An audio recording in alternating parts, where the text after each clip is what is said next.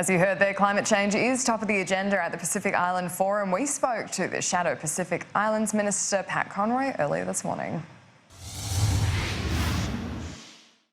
Pat Conroy, thank you so much for your time. We know that this big forum in the Pacific gets underway today with the Prime Minister arriving. One of the big topics on the agenda has been climate change. We understand some of the discussions that are happening already are around the number of coal-fired power stations. What's your understanding of how that's impacting discussions so far? Well, the leaders of the Pacific nations have been very clear that climate change is the #1 issue for the Pacific Islands Forum. At the Pacific Islands Forum last year, we all signed up, every country including Australia signed up to the Boe Declaration, which stated that climate change is the #1 existential threat to the region. And so these leaders are naturally saying now, well, you've signed up to this declaration, Australia, you have an obligation to actually follow through on that and follow through on your obligations under the Paris Treaty and lift your climate change ambition. And they're saying that until you do that, the so-called Pacific step-up that this government has engaged in will not work. We've had 6 foreign ministers or prime ministers or presidents of major Pacific Island nations say that unless we get more ambitious on climate change, our Pacific step-up will fail.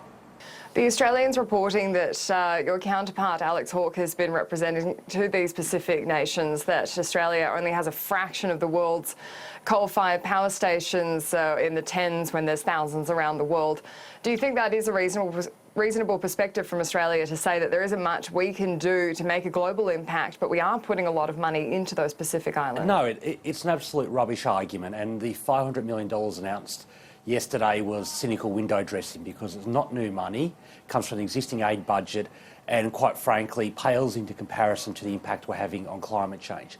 Australia is something like the 13th highest emitter of carbon pollution in absolute terms, and we're the highest emitter per person in the developed world.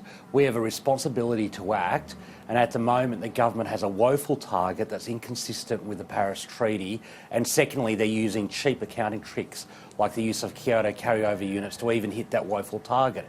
And our Pacific neighbours are quite rightly saying, this is our #1 issue. You recognise it as a #1 issue. It's an existential threat to our nations, and yet you're doing nothing on it. For example, Tuvalu, the host nation, its highest point of land is 1.5 metres above sea level.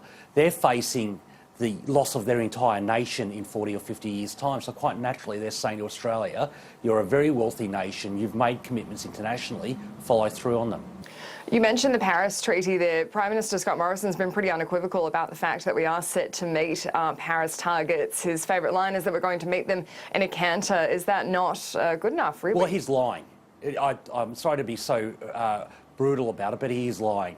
Australia's greenhouse gas emissions are going up. They've gone up every year since 2014 when the carbon price was abolished. So we will not meet even the government's own woeful targets because our emissions are going up, not down, and this government does not have a coherent plan to change that. Point number 2 is that even their official target is inadequate. The best independent scientific advice in Australia around the world is that our target for 2030 should be at least minus 45%. That is what is consistent with the Paris Treaty's obligation of keeping global warming below 2 degrees. Minus 26%, quite frankly, does not cut it. And even if it did, this government will not meet it. Scott Morrison is lying through his teeth on this issue, and our Pacific neighbours are calling him out on that. The other big issue on the agenda for the Pacific Island Forum is this growing influence of China in the region, and we've seen the huge expansion of soft power, in particular with a number of these Pacific islands with huge amounts of debt coming from China's way. What do you think Australia should be doing to counter that threat in the region? Well, I think the Pacific step-up is a recognition that since 2013 Australia had disengaged from the region and other nations had sought to fill that vacuum. So Labor welcomes the Pacific step-up.